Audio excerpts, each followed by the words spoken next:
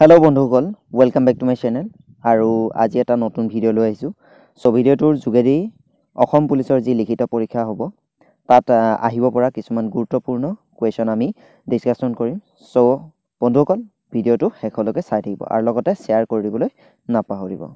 প্ৰথম কুৱেশ্যনটো আমি লৈছোঁ আৰু তাত সুধিছে, সংবিধানত কিমান নং অনুচ্ছেদত উল্লেখ আছে ভাৰতীয় শিক্ষা ব্যৱস্থা 14 বছৰলৈকে বাধ্যতামূলক আৰু বিনামূলীয়া? চ' ইয়াৰ এনচাৰটো হ'ব 45 নং অনুচ্ছেদত উল্লেখ আছে সংবিধানৰ শিক্ষা ব্যৱস্থাটো বাধ্যতামূলক আৰু বিনামূলীয়া 14 বছৰ বয়সলৈকে সকলো ল'ৰা ছোৱালীৰে। নেক্সট কুৱেশ্যনটো আমি লৈছোঁ আৰু সেইটো হৈছে নিৰ্বাচনী আয়োগ কেতিয়া গঠন কৰা হৈছিল? নিৰ্বাচনী আয়োগ গঠন কৰা হৈছিলে 25 জানুৱাৰী 1950 চনত আৰু 342 নং অনুচ্ছেদত এই নিৰ্বাচনী আয়োগৰ বিষয়ে সংবিধানত উল্লেখ আছে। ইয়াৰ পাছৰ কুৱেশ্যনটো হৈছে নিৰ্বাচনী আয়োগৰ প্ৰথম সভাপতি কোন আছিলে? এইটো যথেষ্ট ইম্পৰ্টেণ্ট আৰু এই প্ৰশ্নটোৰ উত্তৰটো হ'ব সুকুমাৰ সেন বা সুকুমাৰ সেন আছিলে প্ৰথম নিৰ্বাচনী আয়োগৰ সভাপতি।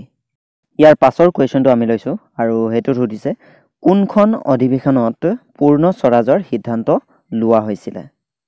চ' গাইছ, তো এই কুৱেশ্যনটোৰ এনচাৰটো হ'ব লাহোৰ অধিৱেশনত হৈছিলে ডিচেম্বৰ 1929 আৰু এখন আছিলে ভাৰতীয় জাতীয় কংগ্ৰেছৰ এখন অধিৱেশন আৰু ইয়াৰ সভাপতি আছিলে জৱাহৰলাল নেহেৰু। ইয়াৰ পাছৰ কুৱেশ্যনটো আমি লৈছোঁ আৰু এইটো হৈছে অসমত কেতিয়াৰ পৰা পঞ্চায়তী ৰাজ ব্যৱস্থা আৰম্ভ হৈছিলে? চ' গাইজ, এইটো এটা যথেষ্ট ইম্পৰ্টেণ্ট কুৱেশ্যন আৰু অসমত পঞ্চায়তী ৰাজ ব্যৱস্থা আৰম্ভ হৈছিলে 1994 চনৰ পৰা। ইয়াৰ পাছৰ কুৱেশ্যনটো আমি লৈছোঁ আৰু সেইটো হৈছে প্ৰথম লোকসভা অধিৱেশন কেতিয়া বহিছিলে? তো লোকসভা অধিৱেশন প্ৰথম বহিছিলে 13 মে 1952 চনত আৰু এই লোকসভা অধিৱেশন তিনিটা টাইমত বহে, বাৰিষা কালত বাজেট অধিৱেশন, তাৰপিছত বাৰিষা অধিৱেশন আৰু শীতকাল অধিৱেশনত।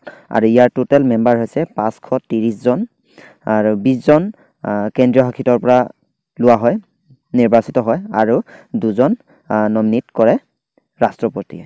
চ' ইয়াৰ পাছৰ কুৱেশ্যনটো হৈছে ৰাজ্যসভাৰ প্ৰথম অধিৱেশন কেতিয়া বহিছিল আৰু কিমানজন সদস্য আছে ৰাজ্যসভাত? তো ৰাজ্যসভাৰ প্ৰথম অধিৱেশন বহিছিলে 3 এপ্ৰিল 1952 চনত আৰু ইয়াৰ মুঠ সদস্য 245 জন। ইয়াৰে 233 জন নিৰ্বাচিত হয় ৰাজ্যসমূহৰ পৰা আৰু 12 জন মনোনীত কৰে ৰাষ্ট্ৰপতিয়ে। ইয়াৰ পাছৰ কুৱেশ্যনটো আমি লৈছোঁ আৰু এই কুৱেশ্যনটোত আছে সতীদাহ প্ৰথা কেতিয়াৰ পৰা ভাৰতবৰ্ষত বন্ধ কৰা হৈছিল, মানে নিষিদ্ধ কৰা হৈছিলে? তো ইয়াৰ এনচাৰটো হ'ব এই সতীদাহ প্ৰথা, এই কুপ্ৰথাটো ভাৰতবৰ্ষত 1829 চনত সম্পূৰ্ণকৈ নিষিদ্ধ কৰা হৈছিলে আৰু এই সময়তে ব্ৰিটিছ ভাইচৰয় আছিলে লৰ্ড উইলিয়াম বেণ্টিক। ইয়াৰ পাছৰ কুৱেশ্যনটো আমি লৈছোঁ বিধৱা বিবাহ কেতিয়াৰ পৰা প্ৰচলন হৈছিল ভাৰতবৰ্ষত? তো বিধৱা বিবাহ প্ৰচলন হৈছিল ভাৰতবৰ্ষত 1856 চনৰ পৰা। এই বিষয়ত মাত মতা ভাৰতীয় আছিল ঈশ্বৰ চন্দ্ৰ বিদ্যাসাগৰ আৰু তেওঁ নিজেও এই বিধৱা বিবাহ কৰিছিলে। তো ব্ৰিটিছ ভাইচৰয় আছিলে সেই সময়ত লৰ্ড কেনিং আৰু এই বিধৱা বিবাহ প্ৰচলনৰ যি এক্ট বা আইন এইটো বনাইছিলে লৰ্ড ডেলহাউছিয়ে।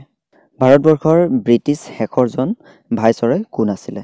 তো ভাৰতবৰ্ষৰ ব্ৰিটিছ শেষৰজন ভাইচৰয় আছিলে লৰ্ড মাউণ্টবেটেন আৰু তেওঁ 1947 ভাৰত স্বাধীন হোৱাৰ সময়লৈকে ভাইচৰয় আছিলে। তো ইয়াৰ পাছৰ কুৱেশ্যনটো আমি লৈছোঁ আৰু এইটোত সুধিছে স্বাধীন ভাৰতবৰ্ষৰ প্ৰথমজন আৰু শেষৰজন ভাৰতীয় গভৰ্ণৰ জেনেৰেল কোন আছিলে? তো এই কুৱেশ্যনটোৰ এনচাৰটো হ'ব স্বাধীন ভাৰতৰ প্ৰথম আৰু শেষৰজন গভৰ্ণৰ জেনেৰেল আছিলে চি ৰাজাগোপালাচাৰী আৰু তেওঁ প্ৰথম আৰু লাষ্ট গভৰ্ণৰ জেনেৰেল আছিলে যোন ভাৰতীয় আছিলে। নেক্সট আৰু এই ভিডিঅ'টোৰ একেবাৰে শেষৰ কুৱেশ্যনটো হৈছে মুছলিম লীগে কেতিয়া ধৰ্মভিত্তিক দুখন বেলেগ ৰাষ্ট্ৰ গঠনৰ বাবে দাবী জনাইছিল? তো মুছলিম লীগে 23 মাৰ্চ 1940 চনৰ মুছলিম লীগৰ দ্বিতীয় লাহোৰ সভাত মহম্মদ আলী জিন্নাই ধৰ্মভিত্তিক দুখন বেলেগ ৰাষ্ট্ৰ গঠনৰ দাবী জনাইছিলে। এই ভিডিঅ'টোৰ জৰিয়তে আজি আমি 12টা মষ্ট ইম্পৰ্টেণ্ট কুৱেশ্যন আমি ডিছকাশ্যন কৰিলোঁ। চ' বন্ধুসকল, এনেধৰণৰ ভিডিঅ' মই আপলোড কৰি থাকিম আৰু আপোনালোকে ভিডিঅ'সমূহ চাব আৰু লগতে নিজৰ বন্ধু বান্ধৱীৰ সৈতে শ্বেয়াৰ কৰিবলৈ নাপাহৰিব আৰু লগতে চেনেলটো ছাবস্ক্ৰাইব কৰি দিব।